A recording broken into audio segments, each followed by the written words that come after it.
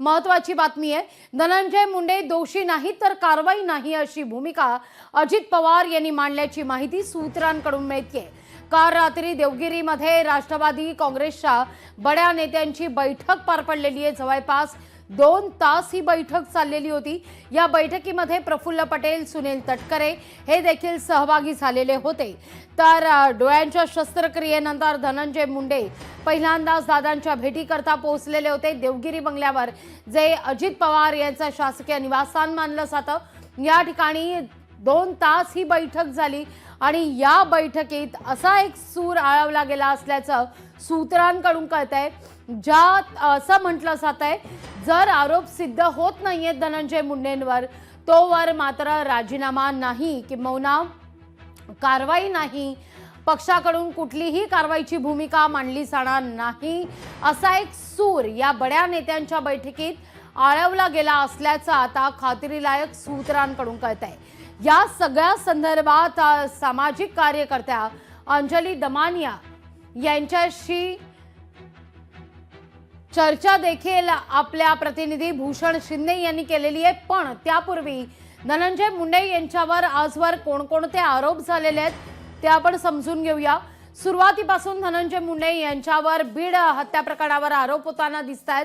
त्यानंतर मात्र nano urea, nano DAP फवारणी पंप या खरेदीत मोठा भ्रष्टाचार झाल्याचा आरोप अंजली दमानिया यांनी पुराव्यासकट सादर केलेल्या पत्रकार परिषद घेत 5 गैरव्यवहारांमध्ये एकूण 275 कोटींचा घोटाळा झाल्याचा दमानिया यांचा आरोप आहे। त्यानंतर सुरुवातीपासूनच आरोप होतोय तो बीड सरपंच हत्या प्रकरणी वाल्मिक कराडवरून मुंडेंवर आरोप केले जात आहेत। हा देखील मुद्दा फार महत्त्वाचा आहे, किंबहुना हाच मुद्दा महत्त्वाचा आहे। तर या सगळ्यानंतर मात्र करुणा मुंडेंकडून देखील घरगुती हिंसाचार प्रकरणाचा धनंजय मुंडेंवर आरोप करण्यात आलेला आहे। हे धनंजय मुंडेंवरील आपण आरोप पाहिलेले आहेत गेले अनेक दिवस। सध्या वादाच्या भोवऱ्यात मुंडे अडकताना दिसत आहेत, वादाच्या केंद्रस्थानी आहेत।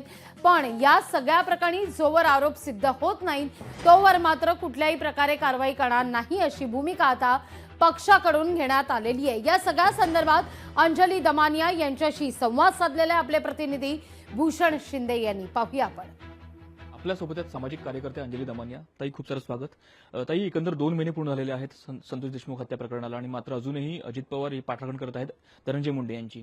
अजूनही राजीनामा आलेला नाही मंत्रिपदाचा, मात्र तरीही पाठराखण चालू आहे आणि कुठेतरी पुरावे येऊ देत, समोर सत्य होऊ देत आणि मग राजीनामाचा विचार केला जाईल, अशा प्रकारे अजित पवारांची भूमिका आहे। कसं पाहताय? 2 महिने उलटलेले आहेत या संपूर्ण प्रकरणाकडे आणि आता पुढे काय अपेक्षित आहे? नाही, कसं आहे की मला असं वाटतं आपण सगळी जी साधी माणसं आहोत ना तीच मूर्ख आहोत की आपण अशांकडनं अपेक्षा करतोय की हे कारवाई करतील। आता ते कालची जी बैठक होती त्याच्यात कोण 4 जण होती तर अजित पवार होते, सुनील तटकरे होते, ज्यांनी एवढा मोठा सिंचन घोटाळा केला करून त्यांच्यावर चार्जशीट फाईल झाले, सगळं फाईल झालं होतं, तपास बंद करण्यात आले कारण ते भाजपमध्ये गेले।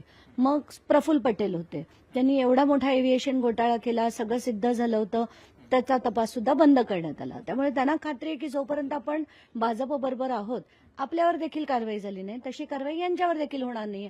म्हणून यांच्याकडनं अपेक्षा करणं मुळात चुकीचं आहे असं मला वाटतं आणि जोपर्यंत कोर्टाचा तडाखा येणार नाही तोपर्यंत हे काही करतील असं वाटत तरी नाहीये सध्या।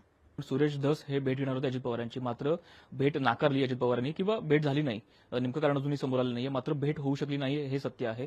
कसं पाहताय? सुरेश धस यांची भेट नाकारली आहे, याच्या निगडीत आहे का मग याच्याशी? नाही, मला असं वाटतं की कुठलाच व्यक्ती इतका बिझी नाही की तो 5 मिनिटं भेटू शकत नाही, त्यामुळे ही नाकारली असंच म्हणायला हवं। आणि ही जर नाकारली असेल तर त्यांना आता आपली सगळ्यांचीच खात्री पटली आहे की अजित पवार हे कारवाई करणार नाहीच आहेत। या होत्या अंजली दमानिया, ज्यांनी अनेक विषयांमध्ये हात घालत आपली भूमिका जी आहे ती स्पष्ट केलेली आहे। कॅमेरामन रोहितसह भूषण शिंदे, लोकशाही मराठी, मुंबई।